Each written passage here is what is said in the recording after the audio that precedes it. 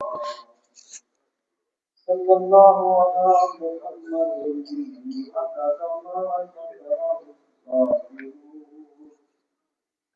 وعدد ما غفل عن ذکره الغافلون. یہ 15ویں پارے کا 5واں رکوع ہے اور صفحہ نمبر اس قرآن مجید پہ صفحہ نمبر 456 پہ دوسری لائن ہے، آیت نمبر 45. سورہ بنی اسرائیل کی آیت نمبر 45، صفحہ نمبر 456 کی دوسری لائن. اعوذ باللہ من الشیطان الرجیم، بسم اللہ الرحمن الرحیم. وَإِذَا قَرَأْتَ الْقُرْآنَ جَعَلْنَا بَيْنَكَ وَبَيْنَ الَّذِينَ لَا يُؤْمِنُونَ بِالْآخِرَةِ حِجَابًا مَسْتُورًا. اس کا ترجمہ ہے وَإِذَا، اور جب، قرأت، آپ قرآن مجید کو پڑھیں، آپ قرآن مجید کی قرأت کریں. قرأت القرآن، قرآن کی قرأت کریں. جعلنا، تو ہم لفظی معنی ہے ہم نے بنا دیا، یعنی ہم بنا دیتے ہیں. بینک، تیرے درمیان، وبین الذین لا یؤمنون بالآخرہ، وبین، اور درمیان، الذین، جو لوگ لا یؤمنون ایمان نہیں لاتے بالآخرہ، کیا بتاتے ہیں؟ حجاب مستورا، حجاب پردہ مستورا لٹکایا گیا. ہم آپ کے درمیان اور جو لوگ آخرت پر ایمان نہیں لاتے ان کے درمیان ایک لٹکایا ہوا پردہ بنا دیتے. یہ جو رکوع ہے یہ شروع ہوا تھا اور مسئلہ قرآن کا ہم نے قرآن مجید میں انسانی ہدایت کا سامان ہر کہیں سے قبول کرتے اور اس کے بعد یہ فرمایا کہ اللہ تعالیٰ کی ذات کی شرک سے پاک ہے. اور پھر یہ فرمایا کہ قرآن میں اقرار کی طرف دعوت دے رہا ہے.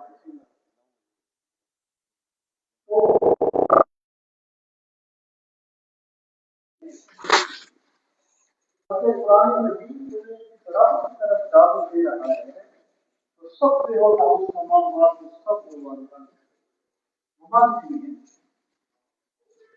ساتوں زمین اور ساتوں آسمان اور ان کے درمیان ہے سب کچھ بات برابر کی طریقے کے اندر لے جاتا ہے. پھر سوال ہے لیکن تم ہم تصویر کو سمجھ نہیں سکتے. اب سوال یہ تھا کہ جب قرآن مجید نے ہر پہلو سے ہدایت کو واضح کر دیا اور قرآن کی دعوت کو انسان کے لیے اجنبی نہیں ہے بلکہ یہ کائنات کے ساتھ ہم آہنگ ہو جانا ہے. یعنی کائنات بھی اللہ کی حمد کرتی ہے اور قرآن بھی لوگوں کو اللہ کی حمد کی طرف بلاتا ہے. تو آخر کیا وجہ ہے کہ یہ لوگ ایمان کیوں نہیں لاتے؟ تو یہاں اللہ تعالیٰ نے اس کا جواب ارشاد فرمایا کہ جب آپ ان پر قرآن مجید پڑھتے ہیں تو ہم ان آپ کے درمیان اور جو لوگ آخرت پر ایمان نہیں لاتے ان کے درمیان ایک لٹکایا گیا پردہ بنا دیتے ہیں. یہ جو ہے یہ اصل میں اللہ تعالیٰ کے اس ضابطہ اور قانون کی طرف اشارہ ہے کہ اگرچہ اللہ تعالیٰ کی عظمتیں جو ہے وہ کائنات کے ذرے ذرے سے واضح ہیں اور ہر چیز اللہ تعالیٰ کی تسبیح کرتی ہے، لیکن خدا کی معرفت ملتی اسے ہے جو رب سے معرفت مانگتا ہے، جو رب سے سوال کرتا ہے. अल्लाह ताला अपने कुर्ब का दरवाजा उस बंदे के लिए खोलता है जो दरवाजा खटखटाता है, और मंजिल उसे देता है जो मंजिल की तरफ चलता है। तो क्योंकि यहाँ पर जो ला युमिनून बिल आखिरा का लफ्ज है, यहाँ फेल इरादा फेल के माना में, इससे यह मुराद नहीं है कि जो लोग आखिरत को नहीं मानते और वो काफिर है तो हम पर्दा लटका देते हैं और वो ईमान नहीं लाते।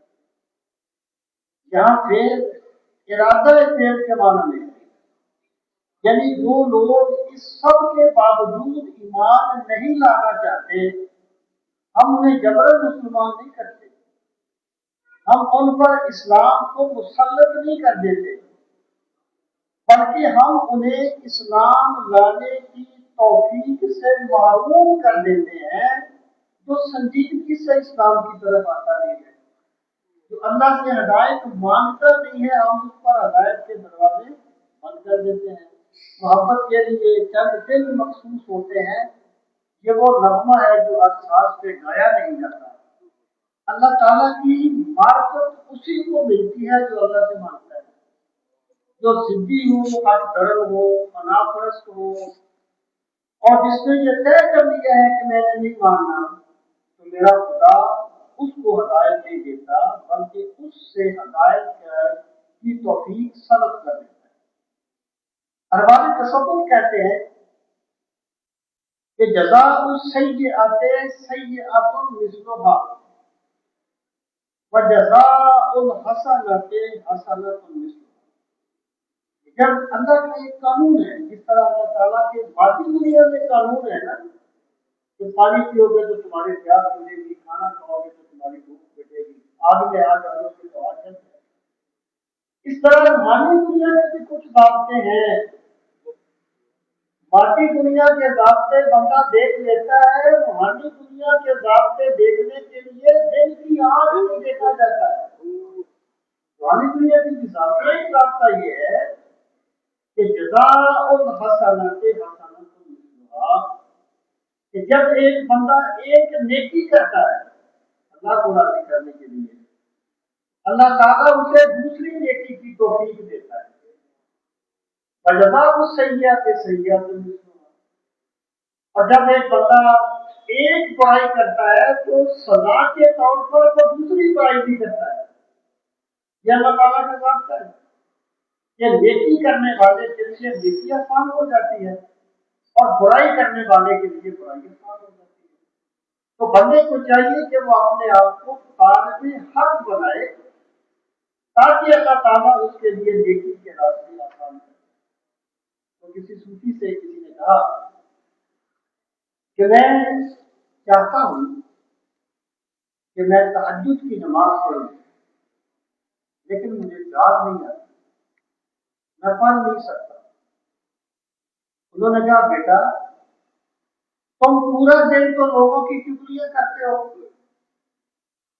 पूरा दिन तो लोगों को बुरा भला कहते हो, लोगों की हकूक मारते हो, और फिर तुम ये ख्याल करते हो कि खुदा तुम्हें तहज्जुद के सजदे अदा करते। ये नहीं हो सकता। बंदे को चाहिए कि वो नेकी का तालिब बन जाए, तब मेरा खुदा उसके लिए नेकी के रास्ते आसान कर देता है। ये ज़ाब्ता कुरान मजीद में इतने मकामात पे बयान किया गया जिसका सवाल मुमकिन नहीं है। तो यहाँ पर जो फरमाया ना कि ला युमिनून बिल आखिरति इजाज़न मस्कूरा, इससे ये मुराद नहीं है कि क्योंकि हमने पर्दा लटका दिया है इसलिए वो ईमान नहीं करते। इससे मुराद यह है क्योंकि वो ईमान नहीं लाए इसलिए हमने पर्दा लटका दिया। पर्दा जो लटका है बतौर सदा के लटका है। अब आगे अल्लाह बात फरमाता है, फिर हम क्या करते हैं, वजअलना अला कुलूबिहिम अकिन्नतन, अकिन्ना किनान की जमा है, और किनान कहते हैं पर्दे को, या घरानी सिकल किसी चीज का। अल्लाह पाक फरमाता है वजअलना, और हम बना देते हैं, अला कुलूबिहिम उनके दिलों पर, अकिन्नतन पर्दे, हम उनके दिलों पर गुलाब डाल देते हैं। اس لیے جلا دیتے ہیں ہو، یہاں پر کراہتن کا لفظ موجود ہے، جیسے جس کو آپ اردو میں کہتے ہیں کہ مبادا ایسا نہ ہو جائے، یہ بھی یہاں پر مبادا کی معنی ہے۔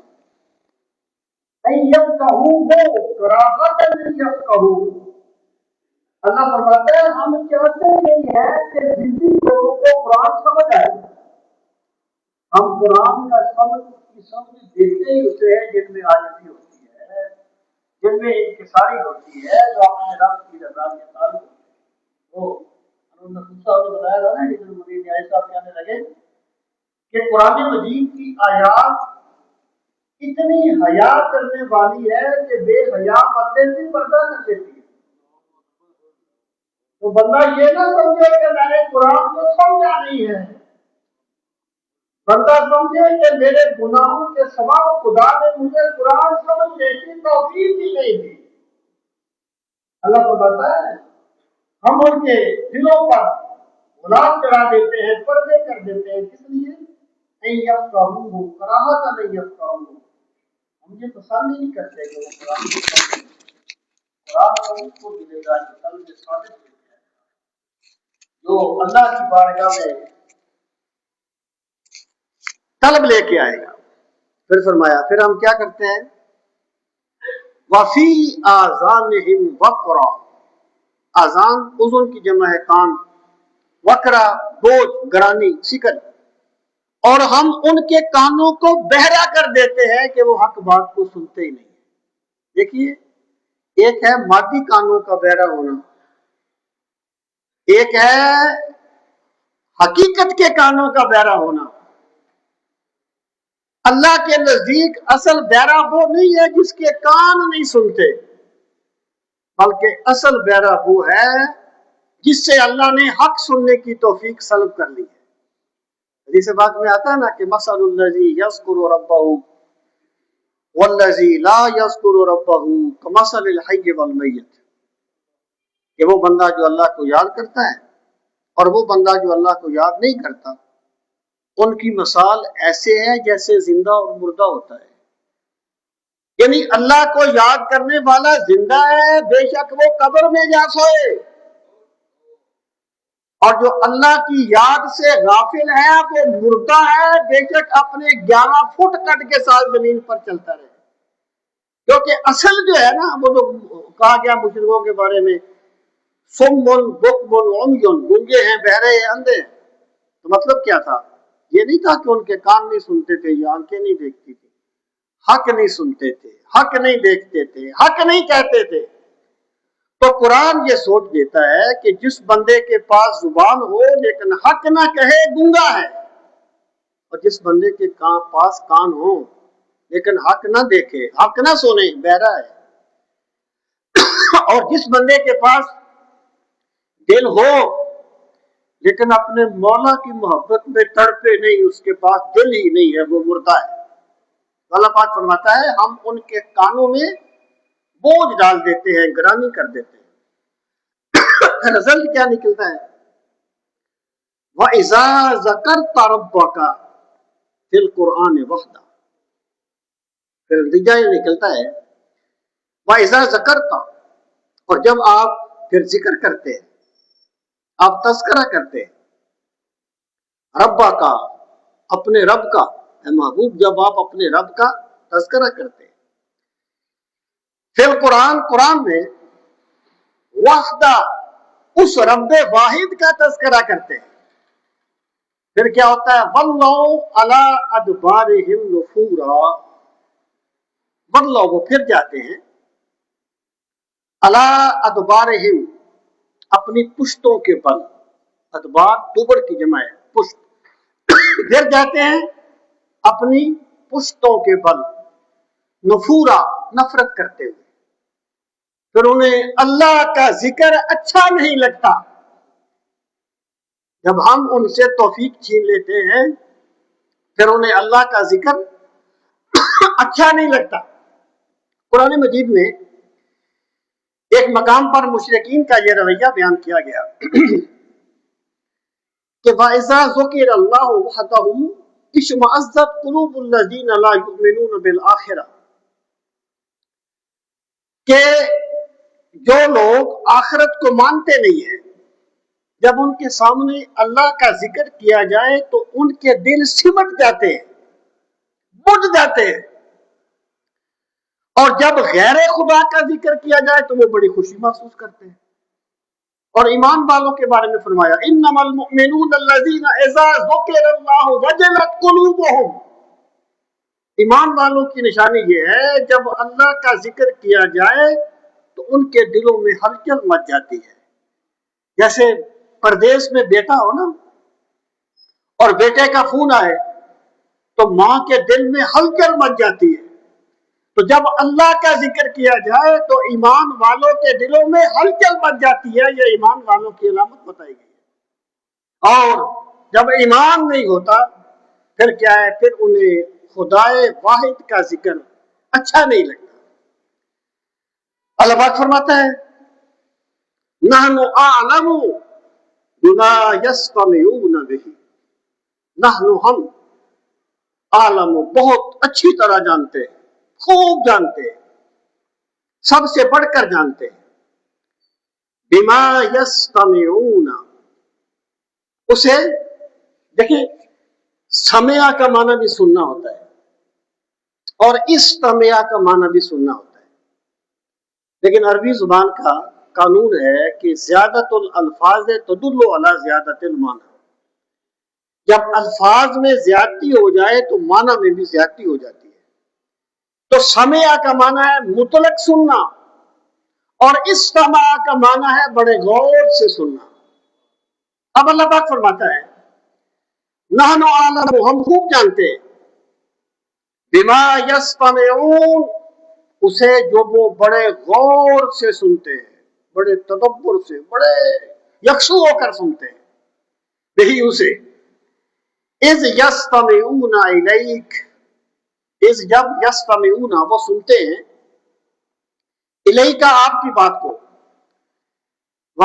اذ ہم نجوا، اور جب وہ اکیلے بیٹھ کر سرگوشیاں کرتے ہیں نا آپ کے خلاف، اسلام کے خلاف، ایمان والوں کے خلاف، اللہ پاک فرماتا ہے ہم اسے بھی بہت اچھی طرح جانتے ہیں۔ اذ ہم نجوا، کب؟ اذ یقول الظالمون، جب کہتے ہیں ظلم کرنے والے، ان تتبعون الا رجلا مسحورا، ان تتبعون تم پیروی نہیں کرتے، الا مگر رجلا اس آدمی کی، مسحورا جس پر جادو کیا گیا ہے۔ یہاں پر سب سے پہلی بات یہ کہ اللہ پاک فرماتا ہے کہ ہم خوب جانتے ہیں کہ وہ بظاہر بڑی توجہ سے بیٹھ کر آپ کی باتیں سنتے ہیں، لیکن وہ آپ کی باتیں ہدایت پانے کے لیے نہیں سنتے، یا تو لوگوں کو دکھانے کے لیے سنتے ہیں کہ ہم بڑے غور سے بیٹھے ہوئے ہیں۔ جب بندے کا اندر خالی ہو نا پھر وہ بڑے تکلف کرتا ہے، بڑے غور سے سنتے ہیں بظاہر، یا اس کا مطلب یہ ہے کہ وہ باتیں سنتے ہیں لیکن باتیں سننے سے ان کی مراد ہدایت پانا نہیں ہوتا، کوئی ویک پوائنٹ ڈھونڈنے کی کوشش کرنا ہوتا ہے۔ دیکھیے ایک بات کو یاد رکھیے، کوئی بندہ کوئی کتاب پڑھتا ہے کسی کی بھی ہو، بے شک اس کا کسی مخالف بندے کی ہو، اب پڑھنے کی دو صورتیں ہیں۔ ایک صورت یہ ہے کہ بندہ صرف اسے ویک پوائنٹ ڈھونڈنے کے لیے پڑھے، ہر چیز کا اپنا فائدہ ہوتا ہے، وہ اس کے فائدے کا انکار نہیں کرتا۔ اور دوسرا یہ ہے کہ بندہ اسے ایک مثبت سوچ کے ساتھ پڑھے۔ میں کہا کرتا ہوں علم کسی کی میراث نہیں ہے، علم آپ کو کہیں سے بھی مل سکتا ہے، یہ آپ کو کسی کافر سے بھی کوئی عقل کی بات مل سکتی ہے، علم کسی کی میراث نہیں ہے۔ تو جب ایک بندے کی سوچ مثبت ہو جاتی ہے پھر اختلافات رہنے کے باوجود بھی اسے ہر جگہ سے علم ملتا ہے، ہر جگہ سے اس کو فیض ملتا ہے۔ تو قرآن مجید کی تو بات ہی الگ ہے۔ اللہ پاک فرماتا ہے کہ آتے ہیں، وقت بھی دیتے ہیں، قرآن کو سنتے بھی ہیں، لیکن سننے کا مطلب ہدایت پانا نہیں ہے، کوئی ویک پوائنٹ ڈھونڈنے کی کوشش کرتے ہیں۔ اور جب آپس میں بیٹھتے ہیں تو کہتے ہیں ان تتبعون الا رجلا مسحورا، تم تو ایسے شخص کی پیروی کرتے ہو جس پر جادو کیا گیا ہے۔ اب دیکھیے یہاں پر میں یہ بات عرض کروں کہ رسول کریم صلی اللہ تعالی علیہ وآلہ وسلم پر ایک موقع پہ جادو کا اثر ہوا، لیکن اس سے کوئی کار نبوت میں فرق نہیں آیا تھا، صرف آپ کے بدن پاک میں ذرا سستی سی محسوس ہوتی تھی روٹین کی نسبت، وہ اس کے منافی نہیں ہے۔ یعنی ایسے لوگ آ جاتے ہیں جو اپنے ذوق کو پورا کرنے کے لیے بخاری پر اعتراض کر دیتے ہیں، کہتے ہیں یہ تو یہ ایسی انہوں نے باتیں شامل کر دی ہیں۔ وہ تو مشرک کہتے تھے کہ تم مسحور آدمی کی پیروی کرتے ہو۔ دیکھیں بات یہ ہے، جو مشرک کہتے تھے نا کہ تم مسحور بندے کی پیروی کرتے ہو جس پر جادو کیا گیا ہے، ان کی مراد یہ تھی کہ سرکار کا استغفر اللہ سارا معاملہ ہی جادو پر قائم ہے، ان پر وہی نہیں آتی، یہ کوئی ایسی بات نہیں ہے، ان پر جادو کر دیا گیا، جو کچھ بھی کہتے ہیں جادو کی وجہ سے کہتے ہیں، اس کی نفی کی گئی ہے۔ جو جادو کا اثر ہو جانا ہے یا طبیعت میں ایک اس میں ہلال سا آ جانا، وہ تو ایسے ہی ہے جیسے سرکار کو بخار بھی ہو جاتا تھا، اور جو ایسی چیزیں ہیں وہ بھی ہو جاتی، تو وہ اس کے منافی نہیں ہے۔ وہ کہتے تھے کہ تم ایسے شخص کی پیروی کرتے ہو جس کا سارا کاروبار جادو پر ہے۔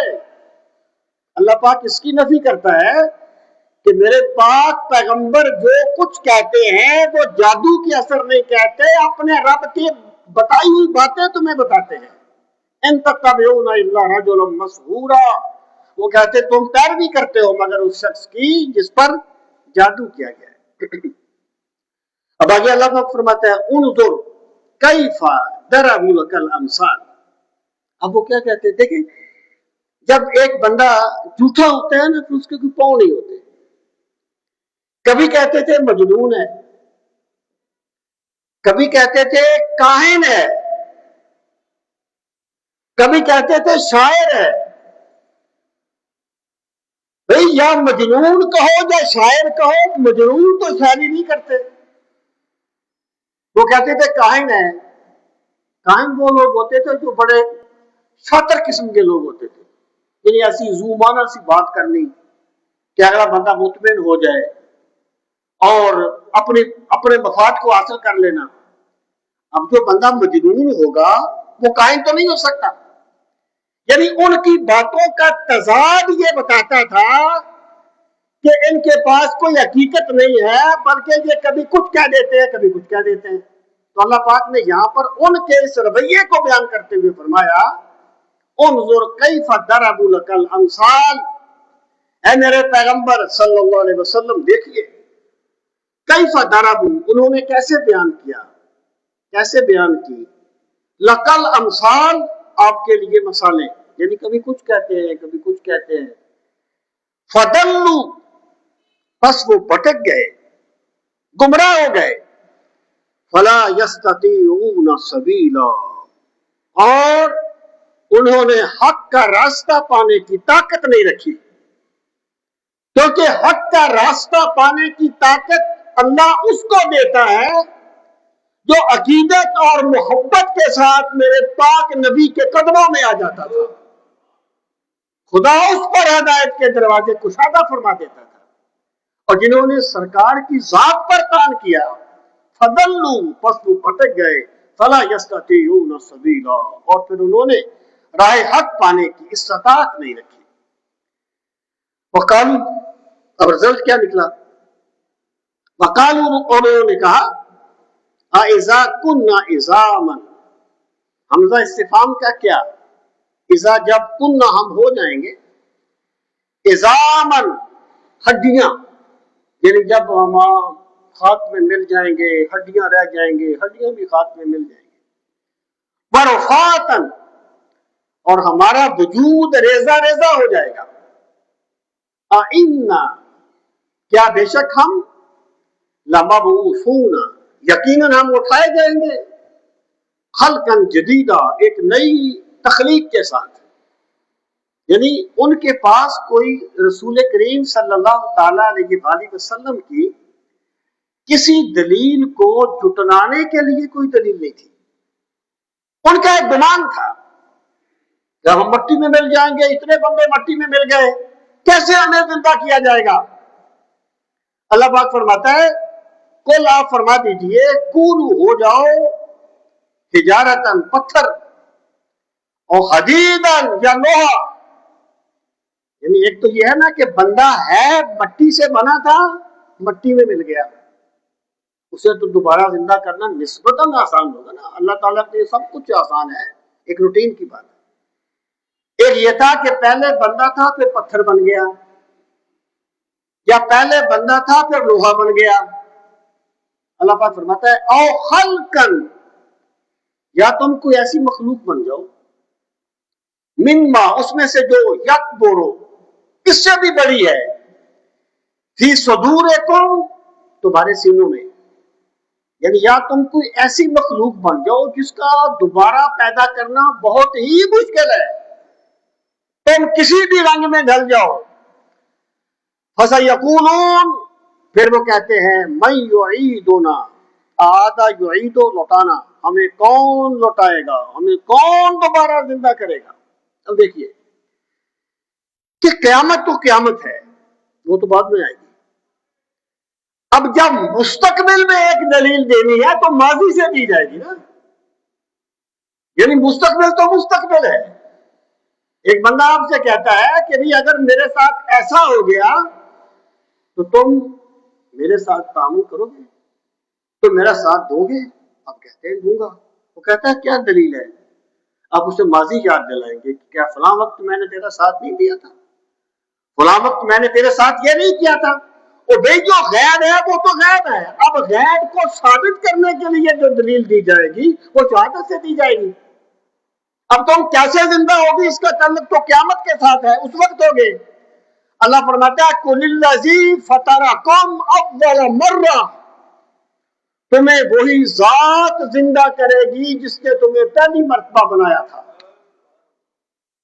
یعنی جس ذات نے, بات تو اللہ کی قدرت کی ہے نا. جب تم نے یہ مان لیا کہ اللہ تعالیٰ نے ایک قطرہ آب کو انسانی کالم میں ڈال دیا تھا, تو پھر اللہ اس پر بھی قادر ہے, وہ تمہاری مٹی کو بھی دوبارہ انسانی کالم میں ڈال دے, وہ جو چاہے کر سکتا ہے. وہ جو سورہ یاسین میں کہا گیا کہ وہ کہتا ہے کہ کالم یوحی العظام ما ہی رمیم, جب ہماری ہڈیاں مٹی میں مل جائیں گی ہمیں کون زندہ کرے گا؟ قُلْ یحییھا الذی انشأھا اول مرہ, فرماتے ہیں وہی ذات زندہ کرے گی جس نے تمہیں پہلی مرتبہ پیدا کیا تھا. جب تم خدا کی قدرت کو مانتے ہو کہ اللہ نے تمہیں پہلی مرتبہ پیدا کیا تھا, تو جو پہلی مرتبہ پیدا کر سکتا ہے وہ دوبارہ بھی پیدا کر سکتا ہے. جب حضرت زکریا علیہ السلام نے اللہ تعالیٰ سے دعا مانگی نا کہ پروردگار مجھے بیٹا عطا فرما, میرے مالک بشتا الراس شیبہ, میرے سر کے بال سفید ہو گئے, میری ہڈیاں کمزور ہو گئی, میری بیوی ماں ہے, تو پروردگار مجھے بیٹا عطا فرما. اللہ پاک فرماتے ہم نے اسے ایک بیٹے کی بشارت دی. انہوں نے کہا پروردگار بیٹا کیسے ہوگا, میری بیوی تو ماں ہے. جیسے سے ان کی مراد قدرت الہی میں شک نہیں تھا. اگر قدرت میں شک ہوتا تو سوال ہی کیوں کرتے, دعا ہی کیوں مانگتے. مطلب یہ تھا کہ کس طریقے سے پیدا ہوگا, کیا میں جوان ہو جاؤں گا؟ خدا بوڑھے کو جوان بھی تو کر سکتا ہے نا. میری بیوی جوان ہو جائے گی.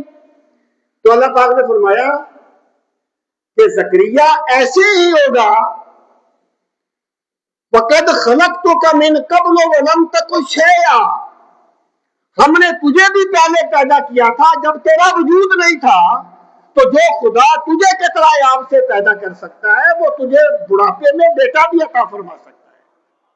تو بھئی جس بندے نے اللہ کی قدرت کو مان لیا اس کے لیے آخرت کو ماننا کوئی مشکل نہیں ہوگا. آخرت تو آخرت کا معاملہ ہے نا, اگر دکھا دیا جائے پھر تو غیر غیب نہیں رہ گیا. اس لیے آخرت کو ثابت کرنے کے لیے اللہ تعالیٰ نے ہمیشہ اپنی قدرت کو بیان فرمایا ہے. تو اللہ پاک فرماتا ہے قُلِ الَّذِي فَطَرَكُمْ أَوَّلَ مَرَّةٍ, میرے پیغمبر, میرے معبود, صلی اللہ علیہ وسلم فرما دیجئے کہ تمہیں وہی ذات پیدا کرے گی جس نے تمہیں پہلی مرتبہ پیدا کیا تھا. فَسَيُنْغِضُونَ إِلَيْكَ رُءُوسَهُمْ، ان قریب وہ آپ کی طرف اپنے سر ہلائیں گے. وَيَقُولُونَ، اور وہ کہیں گے متى ہوں، وہ کب ہوگا. یعنی منکرین نے ہمیشہ اللہ کے پیغمبروں سے یہ پوچھا کہ قیامت کب آئے گی. اللہ کے نبی قیامت کا وقت بتانے کے لیے نہیں آئے گی کہ قیامت اتنے 100 سال کے بعد آئے گی. قیامت کا وقت بتانے کے لیے نہیں آئے تھے اللہ کے نبی. اللہ کے نبی اس لیے تشریف لائے تھے کہ لوگوں کو بتائیں کہ تم نے مرنے کے بعد ختم نہیں ہو جانا، تم نے مرنے کے بعد اپنے رب کی بارگاہ میں پہنچ جانا ہے. تم نے ہمیشہ قبروں میں نہیں رہنا، ایک دن تمہیں زندہ کر کے رب کے حضور میں پہنچا دیا جائے گا. اللہ کے نبی قیامت کا وقت بتانے کے لیے نہیں آئے تھے، قیامت کی حقیقت بتانے کے لیے آئے تھے. تب انہوں نے، اللہ پاک فرماتا ہے، وہ کہیں گے وَيَقُولُونَ مَتَى ہوں، کب آئے گی قیامت، کب ہوں گے مردے کب زندہ ہوں گے. قل، فرما دیجئے عَسَىٰ أَن يَكُونَ قَرِيبًا، عین ممکن ہے کہ قیامت بہت قریب آ گئی. یعنی جو قرب ہوتا ہے نا، ایک تو ہے نا ہمارا اپنا قرب، ایک کائنات کا قرب ہے. رسول کریم علیہ السلام نے فرمایا انا والساعۃ، میں اور قیامت اس طریقے سے بھیجے گئے ہیں، یعنی اپنے 2 انگلیوں کو ملا کے فرمایا، یعنی قیامت بالکل قریب آ گئی. تو فرمایا ممکن ہے کہ قیامت بہت قریب آ چکی ہو. اب آگے اللہ پاک فرماتا ہے یوم یدعوکم، آج تو تم نہیں نہ مانتے، آج میرا پیغمبر تمہیں کھڑا ہو کے تمہیں اللہ کی طرف بلاتا ہے، تم مانتے نہیں ہو. دیکھیں اصل بات یہ ہے کہ جب رسول کریم صلی اللہ تعالی علیہ وآلہ وسلم کسی کو اللہ کی طرف بلاتے تھے، اللہ کی طرف دعوت دیتے تھے، تو قرآن مجید کی کوئی بھی آیت پڑھی جائے تو بندہ یہ سمجھے کہ مجھے میرا رب بلا رہا ہے، میرا خدا مجھ سے مخاطب ہو گیا ہے. صحابہ کرام کے بارے میں آتا ہے کہ جب ان کے سامنے قرآن مجید کی آیت پڑھی جاتی تھی تو وہ یہ سمجھتے تھے کہ ہمارا رب ہمارے سامنے جلوہ فرمائے اور ہمیں حکم دے رہا ہے. اللہ پاک فرماتا ہے کہ آج تو تم نہیں مانتے، آج تو تمہیں میرے پیغمبر بلا رہے ہیں، تم مانتے نہیں ہو. یوم یدعوکم، جب وہ دن آئے گا نا قیامت کا، پھر اللہ تمہیں بلائے گا، اللہ کا منادی تمہیں بلائے گا. فَتَسْتَجِيبُونَ بِحَمْدِهِ، تم اللہ کی حمد کے نغمے گاتے ہوئے اللہ کی پکار کا جواب دو گے. اس دن کوئی پیچھے نہیں رہے گا. یومئذ یتبعون الداعی لا عوج لہ وخشعت الاصوات للرحمن فلا تسمع الا همسا. جب وہ دن آئے گا اللہ کا داعی آواز دے گا. آج بھی ہر داعی کے روپ میں خدا بول رہا ہوتا ہے، لیکن بندہ نہیں مانتا. اس دن پردے اٹھ جائیں گے جب اللہ فرماتا ہے جب میرا داعی آواز دے گا یومئذ یتبعون الداعی لا عوج لہ، تو وہاں کوئی سرکشی نہیں دکھائے گا، کوئی سرکشی. وخشعت الاصوات للرحمن فلا تسمع الا همسا، اور جلال الہی کی وجہ سے آوازیں پست ہو جائیں گی اور سانسوں کی آواز کے سوا کوئی آواز نہیں آئے گی. اس دن تو سارے اللہ کی پکار پہ لبیک کہہ دیں گے، لیکن اس دن اللہ کی پکار پہ لبیک کہنا کمال نہیں ہوگا، اس دن مجبوری ہوگی. آج اگر بندہ اللہ کی پکار پہ لبیک کہتا ہے تو یہ کمال ہے، کیونکہ آج اللہ نے بندے کو اختیار دیا ہوا ہے. حضرت بایزید بستامی کے پاس ایک بندہ آیا، کہنے لگا حضرت میں گناہ کرتا ہوں اور میں ارادہ کرتا ہوں کہ گناہ نہ کروں، لیکن مجھ سے گناہ ہو جاتا ہے، میں کیا کروں؟ آپ نے اسے فرمایا کہ جب تو گناہ کرے نا تو وہاں کیا کر، یہاں خدا نہیں دیکھتا۔ اس نے کہا کہ خدا تو ہر جگہ دیکھتا ہے۔ فرمایا پھر جب تو گناہ کرے تو اللہ کی پاک دھرتی پہ نہ کیا کر۔ اللہ تعالیٰ نے یہ دھرتی تیرے گناہوں کے لیے نہیں بنائی، تیری زندگی کو آسان بنانے کے لیے بنائی ہے۔ اس نے کہا کہ دھرتی تو ہے ہی اللہ کی۔ فرمایا پھر جب تو گناہ کرے نا تو اللہ کا رزق نہ کھایا کر۔ اس نے کہا رزق بھی اللہ کا ہے۔ فرمایا پھر جب تیری موت کا وقت آئے نا تو کیا دینا ابھی میرے مرنے کا ارادہ نہیں ہے، ابھی میں مرنا نہیں چاہتا۔ اس نے کہا جی میں تو پیچھے نہیں رہ سکتا، اس وقت تو میں بے بس ہوں گا۔ فرمایا پھر جب قیامت کا دن ہو اور اللہ کا دائی بلائے کہ لوگوں آؤ تمہیں خدا نے حساب کے لیے بلایا ہے، تو کہہ دینا ابھی میرے جانے کا ارادہ نہیں ہے۔ تو کہنے لگا وہ تو فرشتے مجھے مار مار کے لے جائیں گے۔ تو فرمایا بے بس تو اتنا ہے کہ اپنی موت کو ایک لمحے کے لیے پیچھے نہیں کر سکتا، مجبور اتنا ہے کہ اللہ کے دائی کے سامنے بغاوت نہیں کر سکتا، اور پھر خدا کے دیکھتے ہوئے خدا کا رزق کھا کر خدا کی دھرتی پہ گناہ کرتا ہے۔ بھائی یہ وہ بات ہے جس بندے نے یہ بات سمجھ لی نا کہ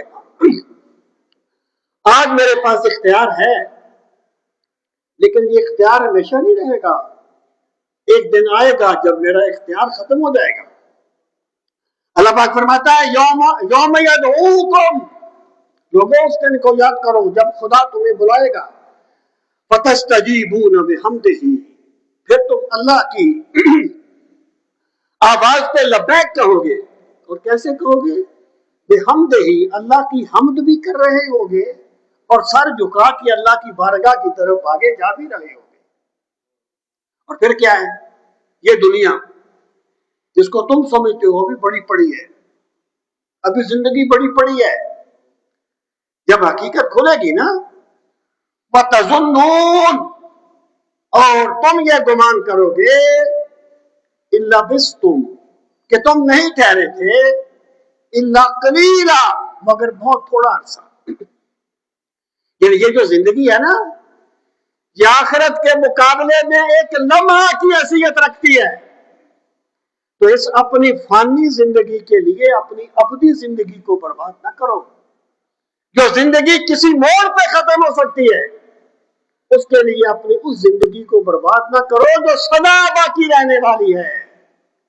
اِلَّا بِسْتُمْ اِلَّا قَلِيلًا، تم ویسے بھی اگر آپ دیکھیں گے جو بندہ 70-80 سال کا ہے وہ بھی ابھی دیکھے گا میں گلیوں میں کھیلا کرتا تھا، زندگی ایسے گزرتی ہے۔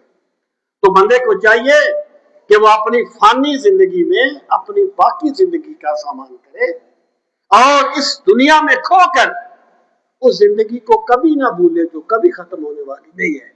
اللہ تعالی ہم سب کو آخرت کی فکر نصیب فرمائے۔ وما علینا الا البلاغ۔ اچھا اپنے راجہ صاحب اگلا درس یہ کر لیں، ہم مغرب کے بعد کر لیں، کیوں جی اگلا درس مغرب کے بعد شروع کر دیں گے، ٹھیک ہے؟ اللہ بخش صاحب تشریف لائیں، آپ کو بات کریں گے، اپنا معافی ضمیر بیان کریں گے۔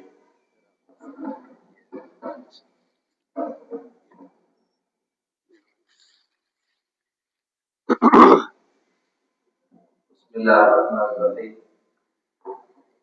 خوبصورت سے پڑھانے کے بعد آپ کا یہ حکم تھا، میں سے ایک بات مجھے زندگی میں بڑی دل کو آئی۔ ہمارے ایک بہت بڑے رائٹر تھے جوہر بات کے،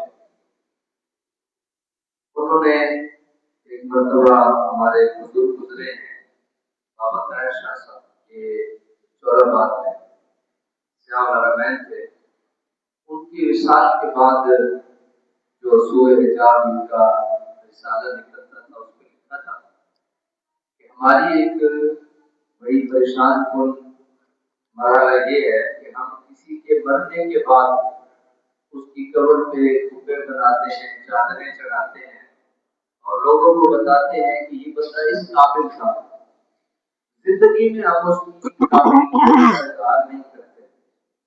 تو میں بڑے ادب سے اور بڑی محبت سے آپ حضرات کو مبارکی پیش کرتا ہوں کہ اللہ تعالیٰ نے میرے حضور سیدی ضیاء الحق رحمۃ اللہ تعالیٰ علیہ کو یہ اعزاز اور شرف بخشا کہ آپ نے اپنے خوبصورت ہاتھوں اور خوبصورت ذہن سے ایک خوبصورت تفسیر ضیاء القرآن تحریر فرمائی، اور آپ کے بعد ایک آپ کی اور شاگرد رشید نے کچھ ترجمہ کیا اور کچھ اس میں تفصیلی اضافہ کیا، اور تیسرے نمبر پہ آپ کی شخصیت کو خوبصورت نکھار کے ساتھ آپ کے سامنے جو ہستی موجود ہیں جناب حضرت علامہ ڈاکٹر حبیب اللہ چشتی صاحب، آپ کو اللہ تعالیٰ نے یہ اعزاز عطا فرمایا۔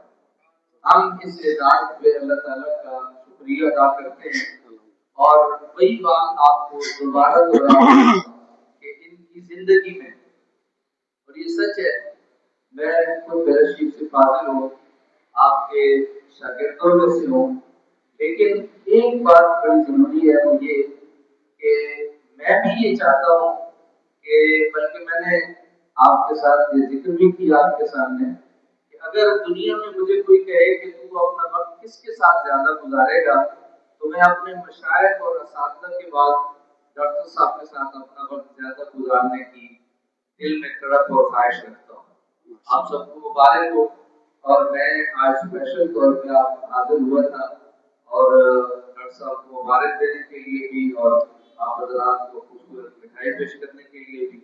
ہم دعا کو ہیں کہ اللہ تعالیٰ کے ڈاکٹر صاحب کا سایہ ہمارے سروں پہ تابع قائم رکھے، اور ہم اس چیز کی بھی مبارک پیش کرتے ہیں کہ اتنا خوبصورت درس قرآن ہمارے راولپنڈی اور اسلام آباد ایریے میں کسی جگہ پہ بھی موجود نہیں۔ یہ آپ حضرات کے بھی ایک شوق ہے، آپ کی محبت ہے، اور میں دیکھ رہا تھا کہ ہر عمر کے لوگ موجود ہیں۔ اللہ تعالیٰ آپ سب کو سلامت رکھے، استقامت عطا کرے۔ میں صرف آپ کے حکم کی دو لفظ بول رہا ہوں، اللہ تعالیٰ آپ کا سایہ قائم رکھے، اور ہمیں حضور سیدی ضیاء الحق رحمۃ اللہ تعالیٰ علیہ کے اس مشن کو جو آپ کا حقیقی مشن تھا اس کو قائم و دائم رکھنے کی کوشش کرنا۔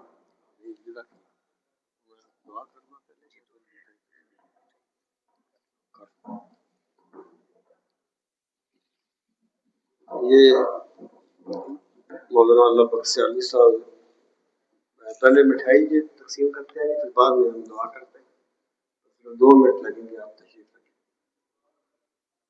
جی، دعا کرتے ہیں۔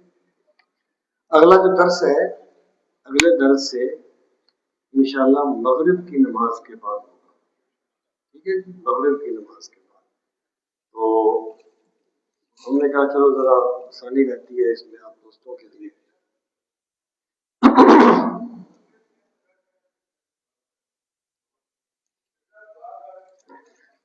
الحمدللہ رب العالمین والعاقبۃ للمتقین والصلاۃ والسلام علی سید المرسلین وعلی آلہ واصحابہ اجمعین۔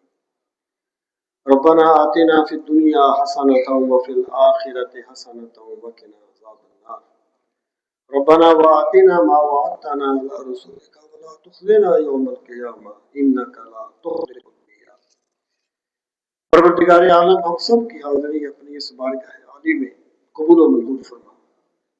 یا اکرم الاکرمین، اپنے بے پناہ کرم کا واسطہ، قرآن مجید کی بے پناہ برکتوں کا واسطہ، میرے مالک تمام دکھیوں کے دکھ دور فرما، تمام پریشان حالوں کی پریشانیاں دور فرما، تمام بیماروں کو شفائے کاملہ و عاجلہ نصیب فرما۔ یا اکرم الاکرمین، قرآن مجید کے انوار و تجلیات کا واسطہ ہمارے تاریک دلوں کو منور فرما۔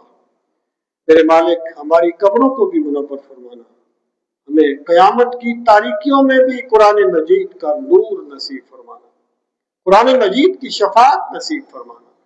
یا اکرم الاکرمین جو تیرے بندے تیری پاک کتاب کی محبت میں وقت دیتے ہیں سب کی حاضری کو شرف قبولیت عطا فرما۔ یا اکرم الاکرمین اپنے بے پناہ کرم کا واسطہ سب کو دارین کی عزتیں اور برکتیں نصیب فرما۔ حضرت علامہ اللہ بخش صاحب کی محبتوں کو میرے مالک شرف قبولیت عطا فرما، ان کے رزق میں جان مال میں برکتیں عطا فرما۔ یا اکرم الاکرمین اس مسجد کی رونقوں میں مزید اضافہ فرما۔ تیرے جو بندے اسے آباد کرتے ہیں، اس کی خدمت کرتے ہیں، اس کے انتظامات کرتے ہیں، سب کو بہترین جزا عطا فرما۔ یا اکرم الاکرمین اپنے بے پناہ کرم کا واسطہ ہمیں اخلاص کی نعمت نصیب فرما، للہیت کی دولت نصیب فرما، اپنی محبت میں تڑپنے والا دل نصیب فرما، اپنی یاد میں برسنے والی آنکھ نصیب فرما۔